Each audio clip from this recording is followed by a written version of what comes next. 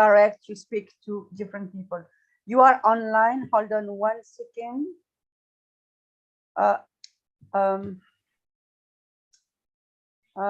Dr. Kori or Raj, please, because I am not the host now. If you can just record.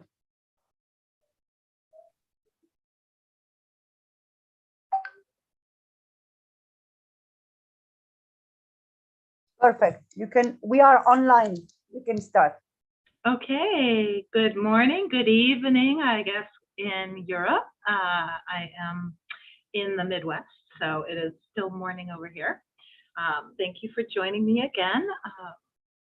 This is holistic medicine theory and herbal remedies. So I was going to go ahead and just briefly review what we discussed last week. We didn't get through all of the information, so this is a really broad topic. I'm trying to narrow it down to give you as much of a foundation as possible within the short amount of time we have to spend together.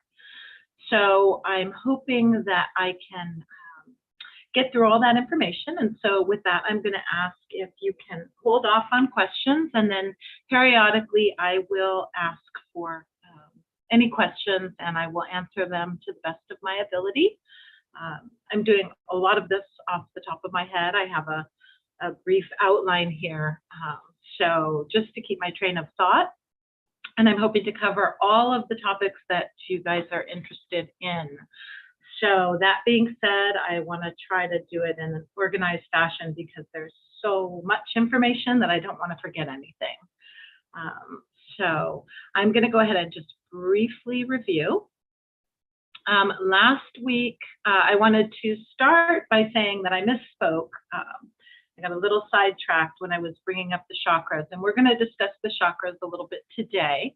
But I did say psoas when I meant solar plexus. So the psoas is a muscle that's in the pelvic girdle that I work to help release when people are having low back problems. And so I use that word a lot. And so I misspoke. So I wanted to clarify that there is no psoas chakra. It is the solar plexus.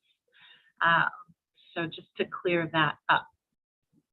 So last week we started with the foundation, and I was trying to lay the groundwork to understand where our Western viewpoint comes from with the scientific method and how our medicine has gotten to the place that it is today, and tried to explain that that's not the way that it's always been, and that there's many other views in the world about medicine and the physiology and the body and how we approach medicine and health and wellness.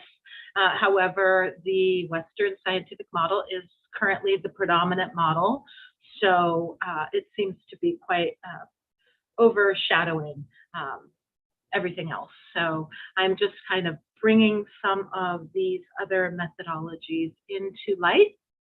Holistic, again, to review, is body, mind, soul, and spirit. So when we talk about body, we're talking about the physiology, the bones, the flesh, the part of our material self that we can feel, the brain. When we talk about mind, we're actually talking about thoughts and our thinking and how we perceive and our perception. So I went in quite in depth last week about our minds and the fact that that is shaped from our culture, from our history, from our language. So our mind, our thoughts tend to be influenced very much by the environment within which we have grown up and those things that we've been exposed to. So all of that comes into play when we are looking at perception and how we perceive the world.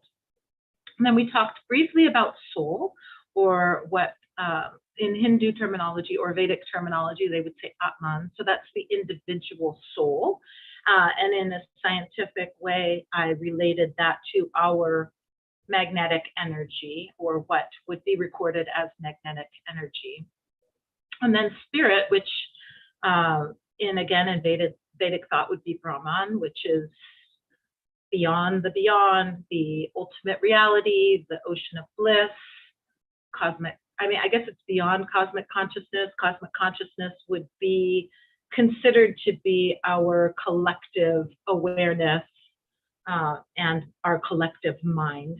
But beyond that is the ocean of bliss that the Vedas describe as Brahman. That is not to be confused with the triple Godhead, which is Shiva, Vishnu, and Brahma. It's Brahman, which is the ultimate reality. So that's just getting into a little bit of Hindu theology, but it's very difficult to separate theology, philosophy, and our perception of our physiology in a sense. And I think that was what I was trying to relay last week when I was trying to describe how our scientific method came into play and how we have separated the body, mind, spirit, and even disregarded the spirit entirely as being non-existent for this rigor that we apply to science because of a lack of empirical evidence. So before we move forward, are there any questions on any of that? No? Okay, I want to give you guys a chance. If you do have questions, I want to make sure that I'm answering them. Okay, so starting with energy, we discussed looking at my notes here, so thank you for being patient with me. Particular perspective, and then our perspective has influenced how we see health and our bodies, and the current view of our health is a mechanistic viewpoint, and that's what I spoke of last week, which sees the body as a machine. The mechanistic viewpoint is empirically based, meaning there needs to be testable proof. This proof is discovered through the scientific method, which tests and retests a theory through experimentation in order to get the same or similar results as the original research model that was created to test said theory. Therefore, if it's being tested and if it's retested and it's not proven empirically, it's just thrown out as being not scientifically valid. So due to its required scientific nature, allopathic modern Western medicine has in the past and generally in the present denies the unseen. And so that's where this sort of, I mean, even for a while, and now I think that in medical communities, they are starting to acknowledge how much power the mind has over the physiology of the body. But there was a time where there was this total disconnect between our thinking process and our physiology. And now even things like, and I think I mentioned last week, but if I didn't, PTSD and fibromyalgia, which is a chronic pain condition, are pretty well linked. So that continual stress that's placed on the body from a PTSD response, that prolonged traumatic response, actually causes long-term physiological pain in the body. So science really is not able to deny anymore the strong influence mind has over actual physiology. And now they can take it apart and break it into chemistry and say that the chemical hormonal responses and the neurotransmitters are affecting the physiology of the body. However, for a time that was denied. And so it was frustrating, I think, probably on the receiving end for patients, because it was just a strictly mechanistic viewpoint. And there was this whole other aspect of our existence that was just denied because it didn't fall into that scientific model. So I think that it's coming to a place where we're having to make peace between the unseen and what we can actually test. And that creates a challenge because it doesn't really fit 100% into an empirical model, which is just, there's going to be a little friction, I think, for a while until we can evolve. That's always kind of the way if you look at history. So moving on, I did mention that the soul is a magnetic energy. I like to relate it to magnetic energy, so I try to translate a little bit into a scientific terminology for understanding, because often coming from a naturopathic or holistic perspective, that's brought into question. So you can think of it as a magnetic energy. But talking about different schools of thought here, I had written some notes. So some schools of thought believe in an individual egoic soul in an afterlife. So that would mean that you would keep your individual identity in an afterlife and then into a rebirth life. This is one of the forms of Eastern thought. But then there are aspects of Buddhist thought that would say that our energy creates life beyond. And so it would be our energy, but it wouldn't be an individual, egoic, energetic. We would not have that individual identity. However, that karma, meaning the law of cause and effect, would follow us.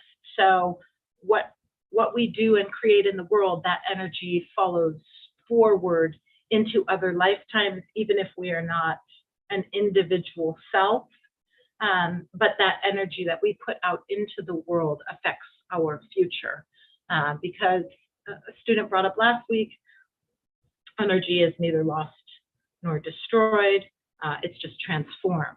And so that goes from this life into the next. And on an energetic level, on a molecular level, that is true. Our energy doesn't dissolve or disappear, it's just transformed even after death. So getting into the idea of karma or cause and effect, which would be considered to be the law of nature, and some people say the law of God, but your actions create a reaction, not the same as Newton's law. Yes, let's see. Yes, Dr. Kori, I have, sorry, excuse me. I have a question for you because you are talking about the karma and the soul. My question is, at which time the karma is starting to work? So you mean, I mean, at which time is it because the soul is beyond the matter? At which time it means, is it in this material life, or the karma starts already in the spiritual life?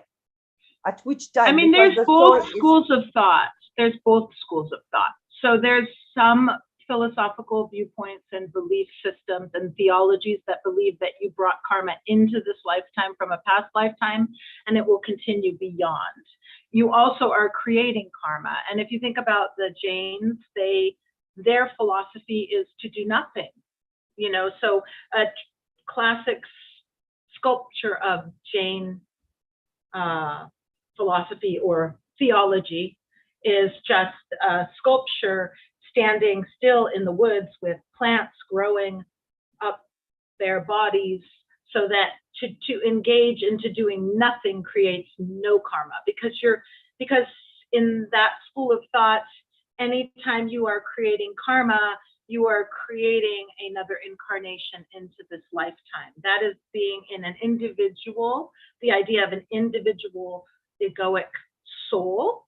Whereas some, like Buddhist thought, does not believe that you have an individual soul that lives on beyond this body, but your energy is carried forward into manifestations for the next generations, if that makes sense. So when we think about energy and we think about frequencies, and we talked briefly about raising frequencies of energy, which I want to get into today, the idea of creating uplifting frequencies of energy is beneficial to future generations.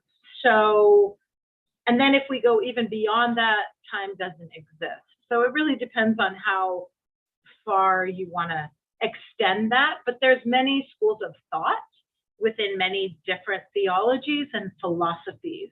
So to answer that question, I would say that's yes and no. Queen Nadia, it just depends on what perspective it is that you are looking at. Thank you, Dr. Kori, for this amazing answer. You know, just it is very important because we are teaching people, and so you have so many people who don't believe in this karma, in this law of cause and effect.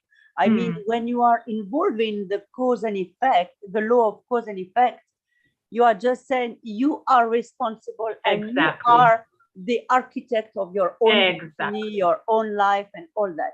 So yes, well, within this life, a causal relationship is exactly what the scientific method looks for, cause and effect.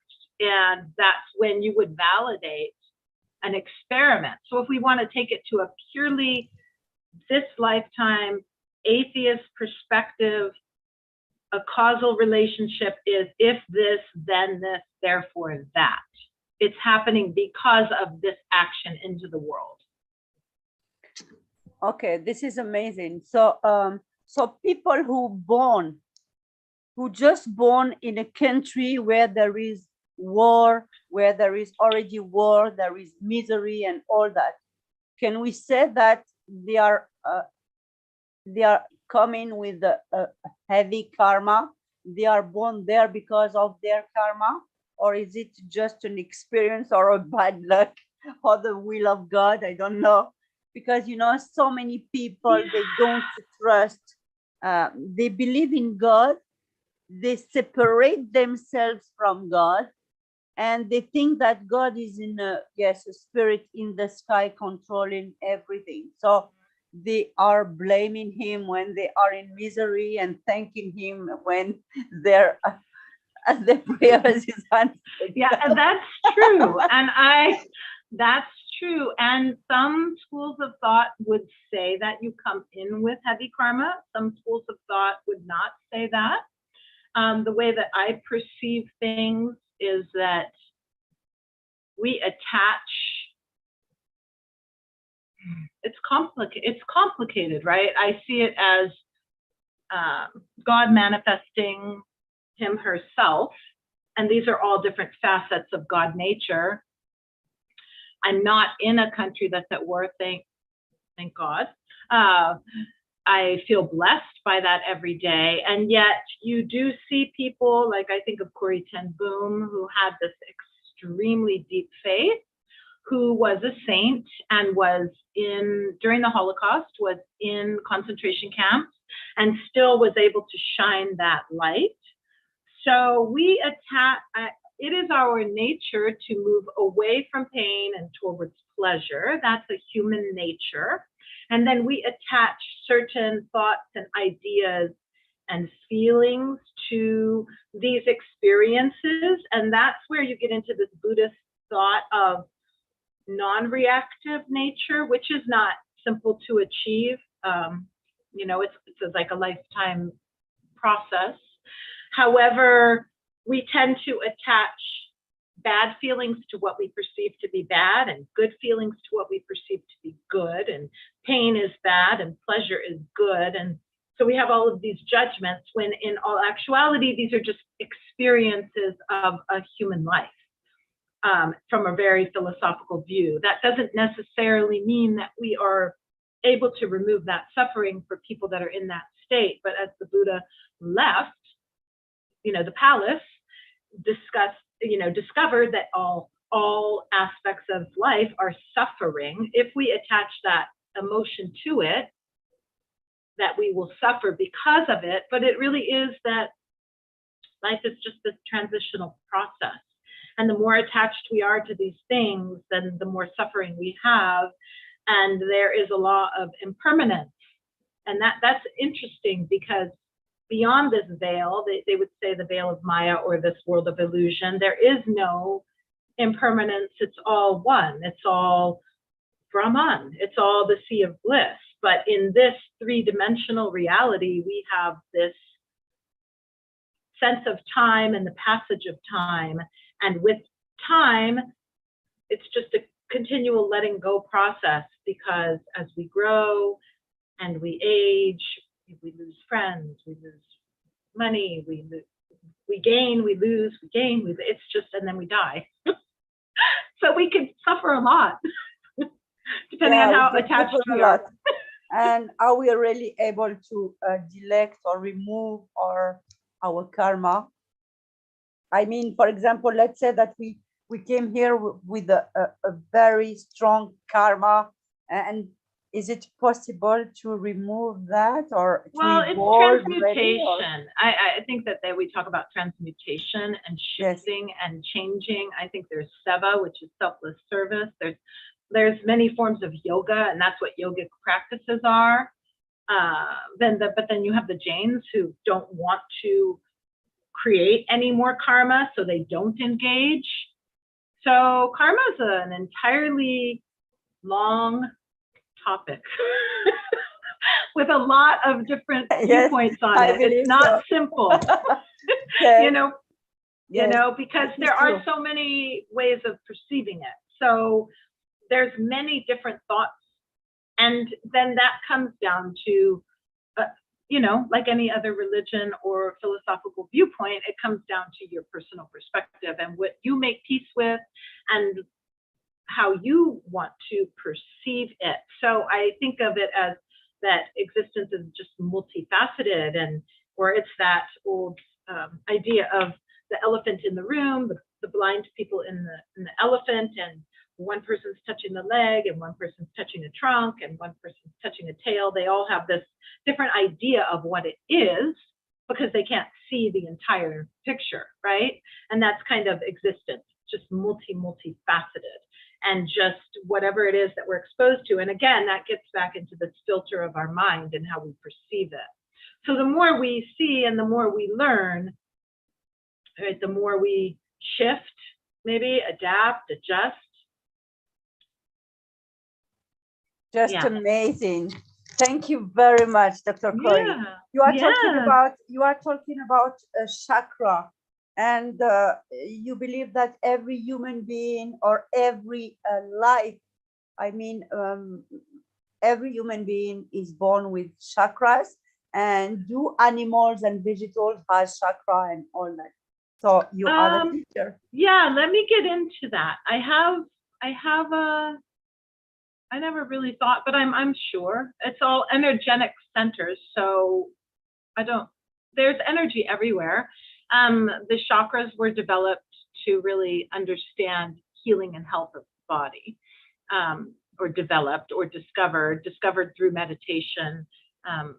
And again, we touched briefly on that from the Vedas, coming down from the Vedas, from the saints in the Himalayas that meditated on this, and were able to come up with these pictures. So we got a little bit into karma being the law of cause and effect, or the law of nature. And again, spirit. So for here, I briefly overviewed that, but cosmic consciousness, this idea of, but that would be more the universal mind, would be our collective thoughts as humans. Thoughts are energy, right? So we talked a little bit about emotion, emoting, emote. You're putting something out into the world that is energy. Thoughts are energy. Cosmic consciousness would be collective thought. And sometimes when people have like psychic experiences, or they can think of something, or they hear something, sometimes they are actually tapping into that universal mind, because we're a collective, all of humankind. And then we can think about spirit as the magnetic energy of the planet, if we want to put it into scientific terms, the magnetic energy of the universe, or the Tao, which I spoke about, the Tao, which is beyond the self. It's that energy that permeates through everything. So right here, soul and spirit is where we begin to think about energy, mind too, right?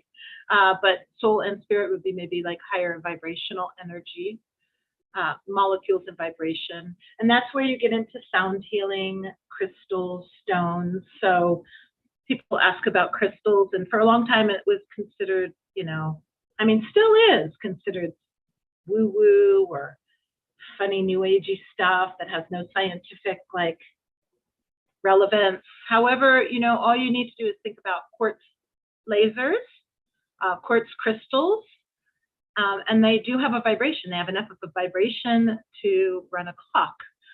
And then quartz crystals, it's just very interesting. They actually vibrate faster than the speed of light. They have a vibration of about 786,000 pulses per millisecond. So this speed is actually faster than the speed of light. These items are rich in unique qualities and properties, and those are named piezoelectricity energy storage, and the application or abilities. There's just numerous applications. So I am going to try to share a chart with you when I get to the chakras.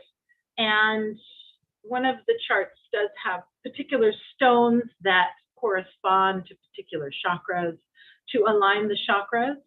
So whenever anyone questions you about gemstones or using stones in healing, you can bring up quartz crystals. That's just one that I really like because it's so obvious that they have this amazing vibration.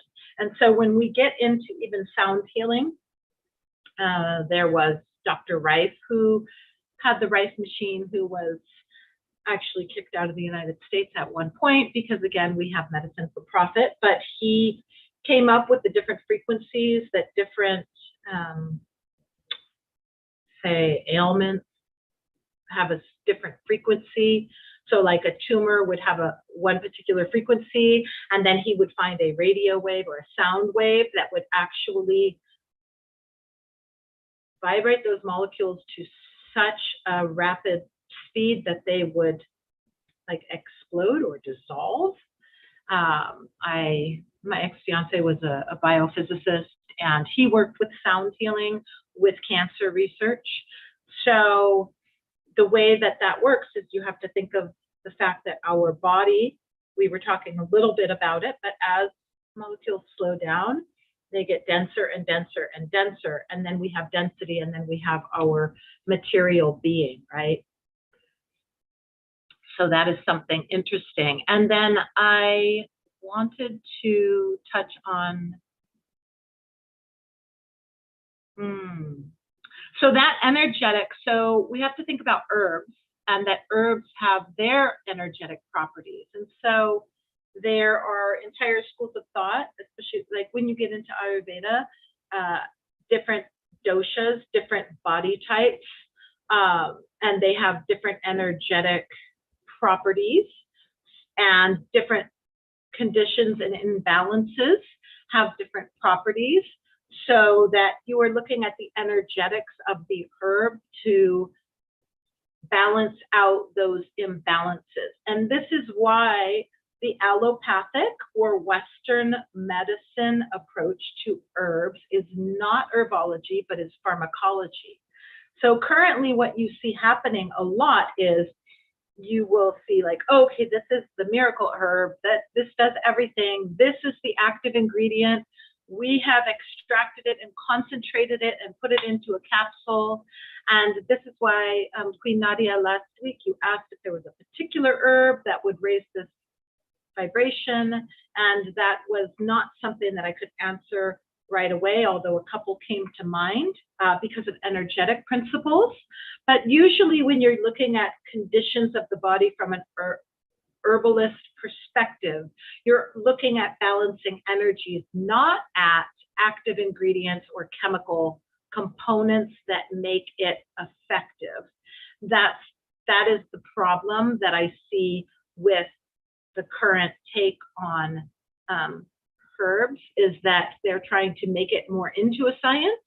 And by concentrating these active ingredients, now you're running a risk again of side effects.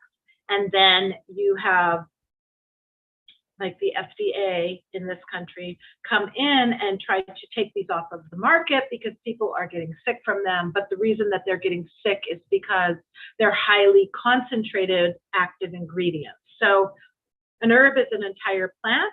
It's an entire life entity that has all of these parts and its own vibration. So it's the whole plant that does the healing, and it has to do with the synergy and the energetics of that plant. But to answer your question, when we were talking about raising frequency, I wanted to bring up Tulsi to you, Queen Nadia, because Tulsi is the highest vibration according to the Vedas and is actually considered to be a Devi or a goddess. So is not consumed in, I know that with the Hare Krishnas and with some Hindus, they won't actually even take Tulsi internally because they believe that it's a Devi. And I'm going to try to screen share a picture of this beautiful plant for you, but let me see if I can find it here. I don't know if I can. I have my chakra picture here. Tulsi is a really beautiful little purple flower. And I downloaded the picture here. I'm going to give it one more second to see if I can find it. Okay. And it's also called Holy Basil.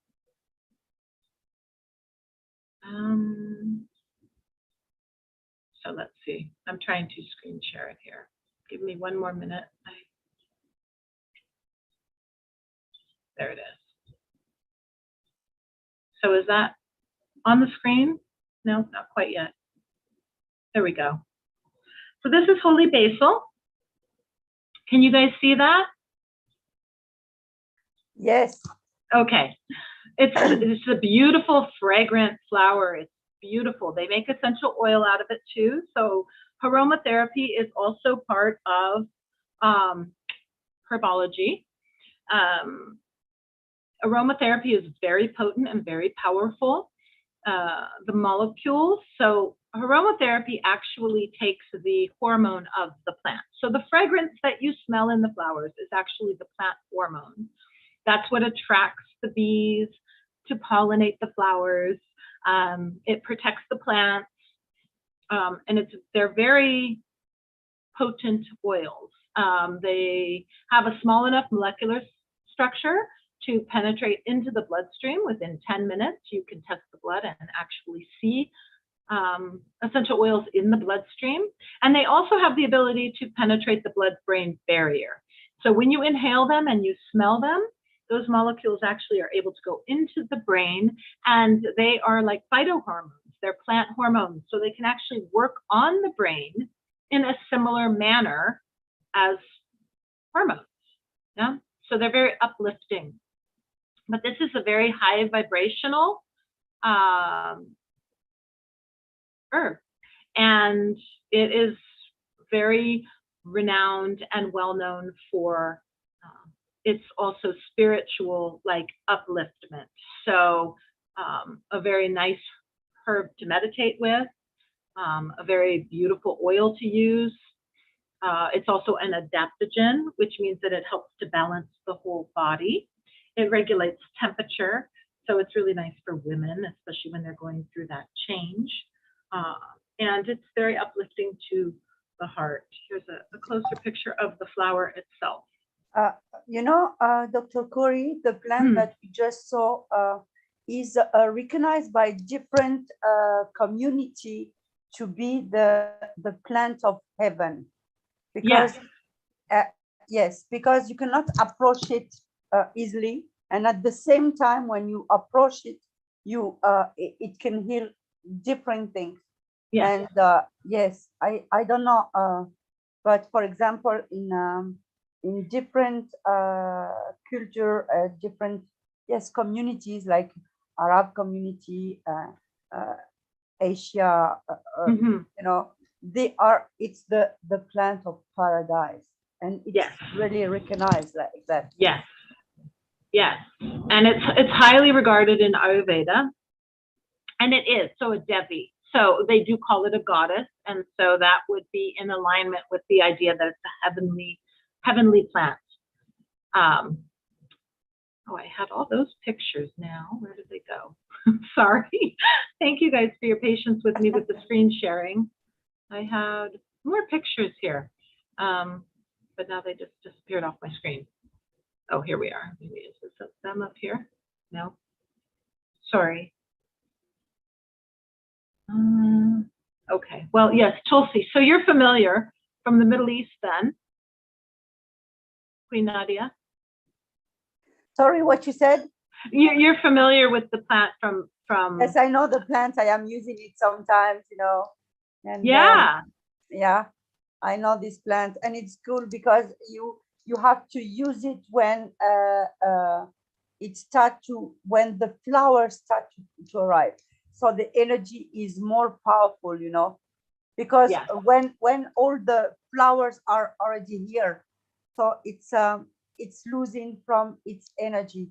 But you know, I am very familiar with the plants, so I know how to use them, which plant to use, etc. Let's say that God gave me this gift to recognize the plants and all that. Yes. Energy. Yeah.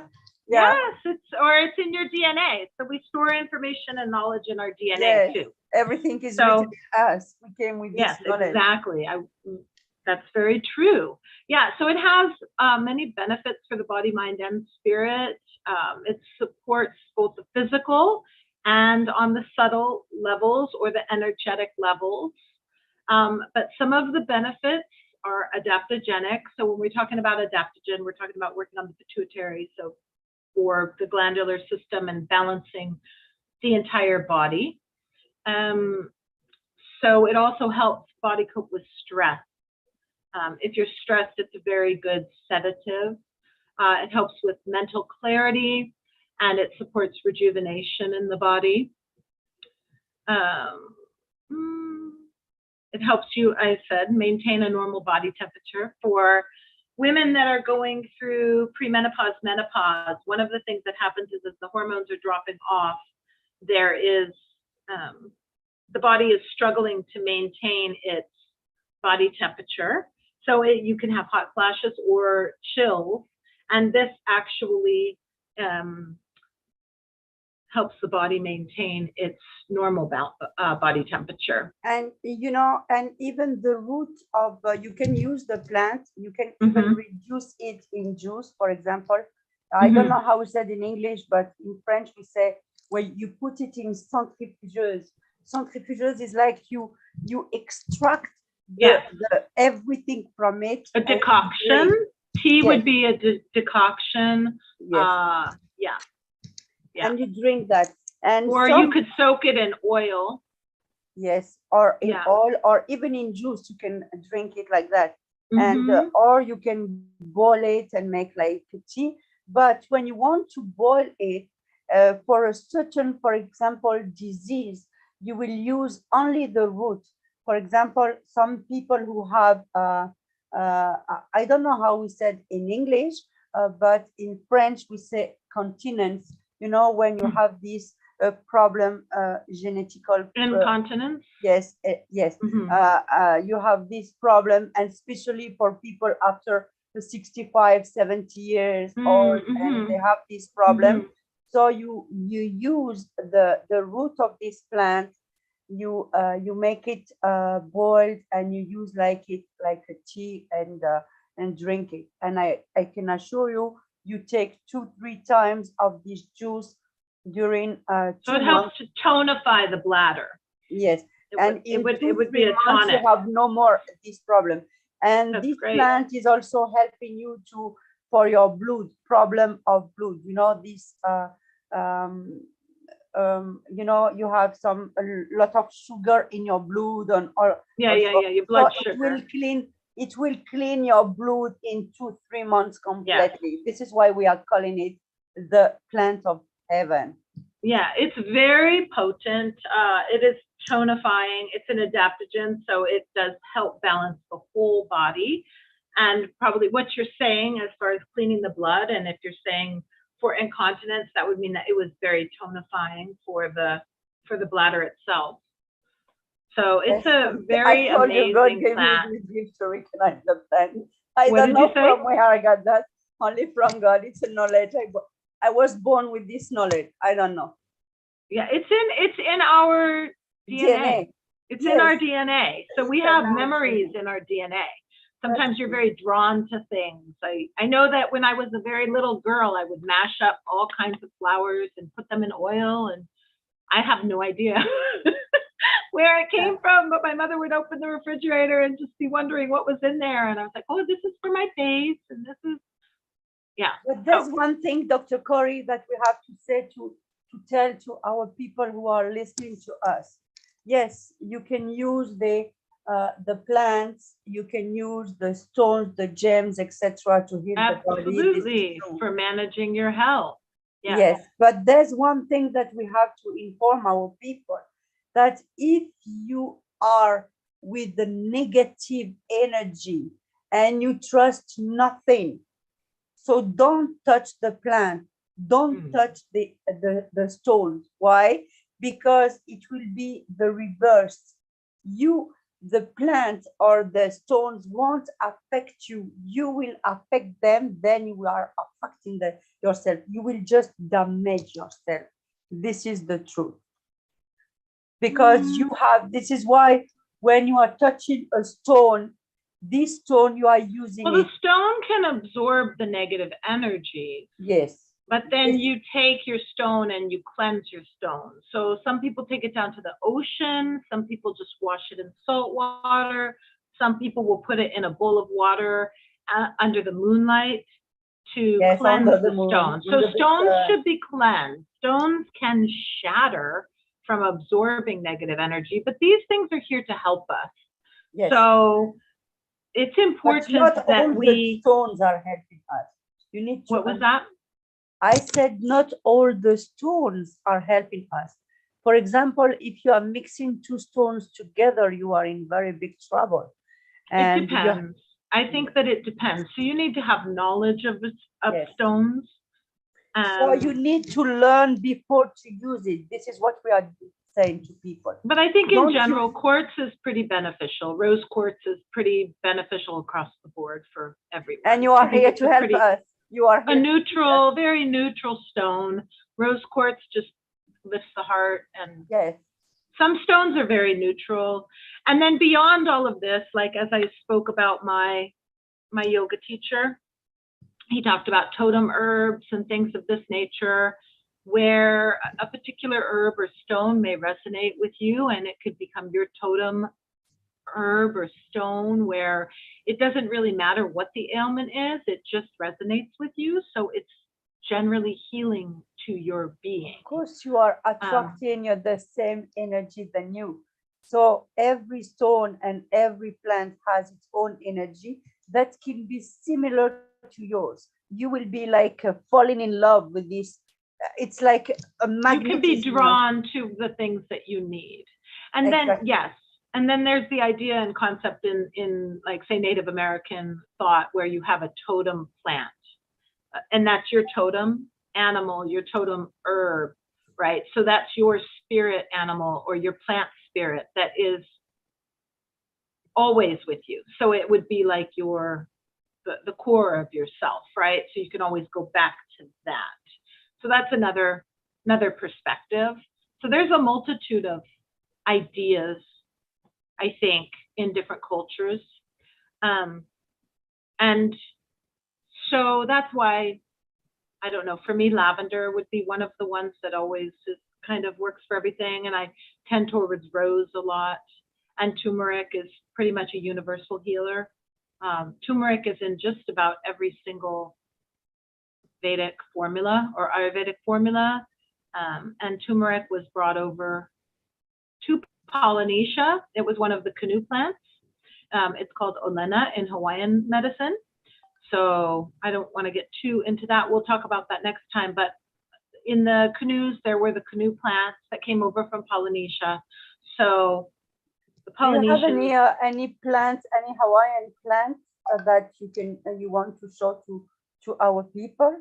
Well, the turmeric is one, Olena, that came over from India, and that's in a lot of Hawaiian remedies. And I will next week. I wanted to just get through. Let me just finish this on Tulsi right now, and Rose, because that was kind of touching on your question from last week. But Tulsi, or the holy basil, the one that I just shared with you, is actually known as the incomparable one. It's the most sacred plant on earth in the ancient Vedic Puranas. So in the ancient Ayurvedic texts, it's the most sacred. To this day, it plays an integral part in the daily lives of many. It is frequently used in daily puja, which is prayer, and puja. And then in Hawaiian, the word for prayer is pule. So similar to they're both very ancient languages, right? Hawaiian and Sanskrit, very ancient languages, and is often found in our home courtyards to support a positive, uplifting environment. And so some people, like rosemary as well, will plant Tulsi by the doorway. We'll plant rosemary, both of those to keep out bad vibes and bad spirits. In Hawaii, they plant the green tea leaves in front of the door. Tulsi is also present during important life transitions in Indian culture, including weddings and funerals. In addition to its enduring role in India, Tulsi is also a part of Christian legends dating back centuries. It continues to play a role in the Greek Orthodox tradition of preparing holy water. Tulsi is high in sattva. So when we're talking about sattvic energy in Ayurveda, sattvic is spiritual energy. It's a principle of light, perception, and clarity. And Ayurveda encourages us to welcome sattvic energy whenever possible to promote these qualities within ourselves. The other types are tamasic and rajic. Tamasic, rajic, and sattvic. And I didn't get to, I want to move on with this quickly because I want to share the chakras really quickly. We're running out of time, but Tulsi is also said to increase and protect the ojas and the prana, which are two subtle forces in the body. Ojas promote joy, vigor, and a healthy immune system, while prana is the body's vital life force, which supports intelligence, communication, and perception. It's also called liquid yoga. And so when we think of the word yoga, the meaning is actually means union. It could be union with the self, but then union with God or Brahman. And so what I just read you was from a quote that I took from Banyan Herbal. Okay, any questions? I know we've talked a lot. We have a few more minutes. I just will share a quick, sorry that the screen share isn't a little bit easier for me. I'll just go ahead and I want to share this poster with you briefly here. And this is of the chakras, and I know that I spoke last week briefly, and I talked a little bit about the solar plexus here, which I said Psoas. Sorry, I was really tired, and sometimes when I'm thinking, I misspeak.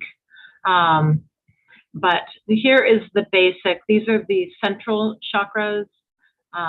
There's a multitude of other chakras, but these are the basic chakras, and the energy coming up here from the feminine, which is the earth here, up through the root chakra, all the way up through the body. They spin through the body into the crown chakra, which goes up into the cosmos, and that would be the masculine energy. So then we have the left side of the body, which is considered the female side of the body, the right side of the body, which is considered the masculine side of the body. And here's just a basic overview. But down here on this chart, I'm not sure how much of it you can see, but it does talk about the stones. And I don't know how to give you guys a copy of this. I would like to be able to give you a copy, but it does talk about different affirmations for each of these and the stones that relate to help balance these chakras out. So you have your root chakra, and this deals with basically our primal needs. And we need to be grounded, really well grounded into the earth, making sure that we have all of our needs met. moving all the way up through the body. In the middle here is the heart chakra. I work from the heart chakra a lot. This is basically the midpoint between the chakras, and this integrates both the cosmic and the earth energies together here. And the heart chakra is, like it says, the integration point for all chakras. The heart relates to our ability to love, for forgiveness and compassion. So again, when we're talking about vibrational energies, compassion is the highest vibrational energy. The highest frequency that we can have is love, right? So when we talk about shifting the planet, and we talk about love, the love that we speak of is not romantic love, brotherly love, although that is an aspect or can be an aspect or a manifestation of a form of love. We speak of compassion in this understanding way, and understanding the interconnectedness of all of us, and that we are really just a reflection of one another, or a different facet of one another, and we extend this compassion and forgiveness to others. So I know that you're very interested, Queen Nadia, in Hawaiian healing as well. And so speaking of Ho'oponopono, which is a very easy meditation practice, which is, I'm sorry, I love you, please forgive me, thank you. And just those words, I'm sorry, I love you, please forgive me, and thank you. When we're saying it in Ho'oponopono, if we're thinking about Ho'oponopono, we could be speaking these words to another person, but it's also to ourselves, because as others are a reflection of us in the world, when we are able to love and forgive ourselves, we are also loving and forgiving others. So that again moves into that concept of oneness. So that is also a Hawaiian concept in this idea of oneness. So loving and having compassion for ourselves. And the thought is that as we work on ourselves, that shifts the vibration of the planet, that shifts others. And so it really is like the example of, you know, the pebble that is dropped into the pond, and there's a ripple effect that ripples outward. But we can think about these vibrations rippling outward from us and affecting those around us, because as we change, those around us change, and then it becomes exponentiated by the people that shift around us, and then they do the same, and hopefully eventually it becomes like a tipping point. You've heard of the tipping point, or it becomes more saturated, and so then everyone has to kind of follow along. And that's how we evolve as a species. So any questions before we wrap up? No, I don't have question. It's maybe yes, regarding for example the chakra. Let's say that the chakra of root is because we have to teach our people if it is what we call the low chakra, low vibration. Is it a low vibration? Is it better? Is it lower than the plexus, solar plexus, for example? I mean, people will say low vibrational energy. It's a necessary energy about being in a physical body. So it just depends on if that is your focus or not. So to deny that energetic force in the body is to create illness. So we have the basic need for survival. That's our earth energy, right? That's our feminine energy. So we can't deny that. But if we're operating strictly from a perspective of primal energy, that is where I think people get into this idea of low vibrational energy. we try to raise our consciousness, but you can think about if you're raising it to here, this is where your psychic center is, right? The third eye, to be able to perceive the world, or the crown, to be able to tap into the cosmic energy. But at the same time, we're in a material body. We don't want to fly off the planet. We need to ground into the earth, and our survival energy needs to be well functioning as well. I mean, our sexual organs are here, so we don't want to deny that aspect of the self. We want to keep that aspect of the self healthy and flowing, so that we don't end up with problems like ovarian issues, testicular cancers, things like this, if that energy is very stagnant, because we're only focusing here, because that's an aspect of our physical being and our material body. So it's a matter of knowing that our basic needs for survival are met and keeping the energy flowing and moving. That doesn't mean chasing after all of our desires. It means being in tune with our body and understanding that we have feminine energy too. For a very long time, the feminine energy has been sort of snuffed out, and women have been really suppressed and kept down. And that is why I feel that that is manifested into what's happening with the earth, because the earth is the feminine energy, the female energy of the planet, Mother Earth. Cosmos and cosmic energy is really Father Sky, or, in that sort of ideology. And so, like, if you look at a lot of women's movements, you have hula in Hawaii, or you have belly dancing, and you can think of this energy of the Kundalini moving upward, right? But it's moving upward from the earth into the body and up. So it's a matter more of having the energy moving and flowing through the body, as opposed to if you are operating from that particular chakra of, oh, I want to have lots of sex, I want to eat lots of rich foods, I want to chase after everything I'm desiring. That could mean that you're operating from a more primal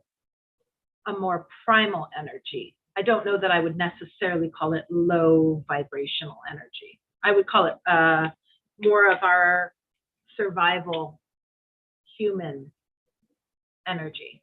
I agree, Dr. Kori, because there's no low vibration in all our chakra, because they are completing one another. The root chakra, we need it. And absolutely, we're in a physical body. Sometimes people end up here all the time. And they fly off into the cosmos. Ooh, our tornado sirens are going off right now. Oh, I'm hoping we don't have a tornado. We had a big tornado in Kansas. Yes, I heard about that. Yeah, that's not very far from me. If I have to run down to the basement in a minute, I might. I don't have an alert on my phone, but I did just hear the sirens.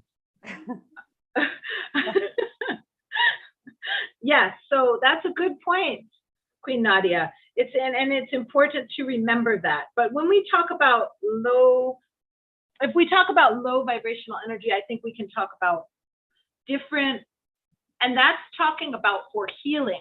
And that doesn't mean that they're not necessary. I don't think that we can make, I would say, slow moving or more rapid moving energies. So when we talk about emotions, we could say grieving is a very slow moving energy. However, grieving is a really big part of human existence, and it's important that we grieve. But when we know that it's very slow moving energy, we can work with it with lighter, faster moving energy to help process through it. I don't know if that makes sense, but yes, I would say that. I would say that different emotions have different speeds with which they move. Yeah. Yes, I believe that the chakra also, they are linked with one another like waves, Yes. They like waves moving, and I believe that every chakra is very important. Absolutely. And I believe that the root chakra, some people are calling it the low chakra, but I don't agree with that. I believe, and I think you can identify that and connect that to women. And I think that if we not only look to at that, we women, can see but how they see women, that women, but that's where life comes from, right? So I believe it's the root. For me, I don't think that it's proper to a woman. I believe also men also they have it. well, correct. But I'm saying energetically speaking, the lower three come up from the earth, which is considered the feminine, and the upper three come from the cosmos, which is considered masculine. It's not saying, but that feminine energy has been pushed down in our current idea of the world. So woman has Let's say been that the suppressed. feminine energy is the root. Yes. The feminine energy is the root, and Correct. that it is what it's put you in a consciousness of, and to be aware that you are also a body. This is what Correct. will reflect your physical existence thanks to this chakra. Correct. And I think what I'm saying is that we can, I guess I'm making the analogy, but because we're microcosm to the macrocosm, because you're saying there's these negative connotations around this low chakra, there's these negative thoughts about the feminine energy, and that it's been suppressed. I feel that manifests in our physical world in the way that we're seeing the destruction of the earth, because the earth is the feminine, Mother Earth. That's the feminine energy. The cosmos is considered the masculine energy. So I think I'm in agreement with you, but I guess I just see that as being analogous with the macrocosm. Our bodies are a microcosm of the bigger. I agree. And everything has been created. The whole universe has been created with these two energy, feminine, masculine, fire, water, electric, magnetic. We need just to. This is why we have also the body. We have two legs, two arms, this duality that we have within us is very important. It's not really a duality. It's a dance. It's a dance. Yes. Two energies in harmony, in balance. Well, hopefully that's what we're trying to do, right? That's the objective. That is holistic medicine, and that idea of the Tao and Taoism, the yin and the yang, and the interplay between the two, the interplay between the masculine and the feminine, but to find that place of balance between those two is the idea of where you find optimal health. Yes, and we are really grateful to you, because thanks to you, we will learn how to balance these two energy. And if we are in harmony and these two energies are in balance and harmony within us, we are just getting out from all the misery of depression, doubt, fears, and well, all my beautiful females out there and my males, if you want, start doing some hula or some belly dancing. And maybe you can teach us also some hula, because hula, as I understood, hula is also the spiritual dance that it is. Well, that's the hula. Yes. So maybe hula is teach us the hula dance. Yes. Well, the awana is the more modern form of hula, but the kahiko. Oh gosh, I've been out of Hawaii not even that long, and I'm losing my words already. I don't know why that happens. Kahiko. I don't want to even say it. I will look it up. All of a sudden, the words have left my mind. But the traditional hula, yes, was always telling stories of the ancient gods and goddesses and legends, but hula itself moves that earth energy up through the body, shaking those hips and the amis, which is the little circles with the hips, but very similar to belly dancing, which is very ancient tradition that really moves the energy of the earth up. So when you have meditation, you have yoga.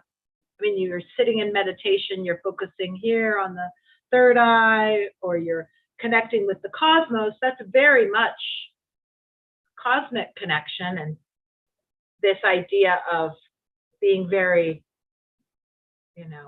still, but at the same time, you have this movement from the earth to move that energy up so that it flows all the way up the body. So it's interesting. Yeah. And Dr. So shake your hips. Get out there and shake your butt.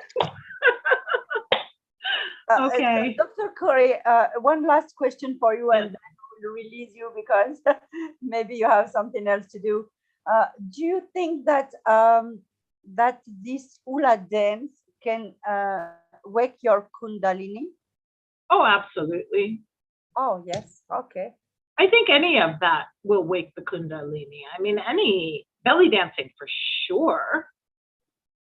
Oh, okay. Yeah, belly dancing for sure. And hula as well. I mean, maybe not the awana. You're still doing a lot of amis. Tahitian is amazing. It'll shake it all up. Oh, but I mean, very interesting. And yeah, I do think it's it's a very, I think it's a very feminine. I had a long discussion about this years ago with a yogi, and I really, he was all about really more aesthetics, more of the aesthetics, more like, the Shiva, sitting on the mountaintop meditating. And I think that the conclusion that I came to was that, yes, a lot of times in the male body, there's this need to master some of these primal energies that maybe drive the male into following maybe more impulses, especially like, say, sexual impulses, not necessarily being able to be in control of those impulses in the same way maybe a female does by our nature. I think our design is such that because we do have the babies, we're probably driven a little bit differently. But the conclusion that I came to was that I felt that modern women really needed to do more of this hula and dancing and belly dancing to release some of that energy that's been so suppressed and blocked for the women. That maybe that the sitting on the rock, maybe that the women need maybe a little bit different approach because of the way that society has been with women and women's sexuality and sensuality, and repressed so much of that it's led to disharmony and illness, I think. Wow. So wow, I learned a lot today. It was just amazing. Wow. So Raj or Karen, or do you have any question to ask or any contribution with our wonderful Dr. Kori? So do you, Karen or Raj in India, how it is working? I'm learning from you. Thank you so much. thank you. Thank you. Yes, we are learning. Happy to be here. So Raj is in India. Karen is in Nigeria. Karen, do you have any? Do you have any same tradition there that you are using a dance, a spiritual dance in Nigeria, Karen? Do you have any spiritual dance that is helping you to evolve spiritually? Because Karen has some problem with her connection. She's going, coming, going. So this is what's happening to her. African dance is amazing. I've taken West African dance, and it definitely does. And then samba developed from West African dance in Brazil, and it is very much about the gods and the goddesses and moving I was a samba dancer. I was a professional samba dancer. Wow. I So would love yeah, to Oshan that and you and me, we will meet very soon, and we will and then we'll shake it. We'll shake our Oh, tushies, we'll all of dance us together. together. We'll go down. We'll go down to Africa and dance on the beach. How's that? So the belly, I will teach you our belly dance, and you will teach me all this hula and all that. That would be good. Good times. Yeah. All right. Thank you so much. Thank you very much. Have a Thank you. wonderful day. Bless everyone. God bless you abundantly, Lady Gaila. too. You are just amazing. We love you very much. I am Love learning you a lot too. from you. All our people Aloha are to learning. you. And thank you aloha so to much. you. And thank you very much. So let's meet with Dr. Kori next Monday, same hour, 5 p.m. France time. It is 9 a.m. In USA. 10 a.m. 10 a.m. Central, my time. 9 a.m. Eastern. Yes. And oh no, 11 a.m. Eastern, 9 a.m. West Coast, and I'm at 10. Okay, perfect. Okay. It is every Monday with Dr. Kori, the holistic health theory. Don't miss it because you are learning a lot. Thank you, everyone. Thanks to all people who are with us and who are listening, who are watching us in the other side. Thank you very much and have a wonderful and blessed day for you, evening for us. Aloha. Aloha. Bye. Bye-bye.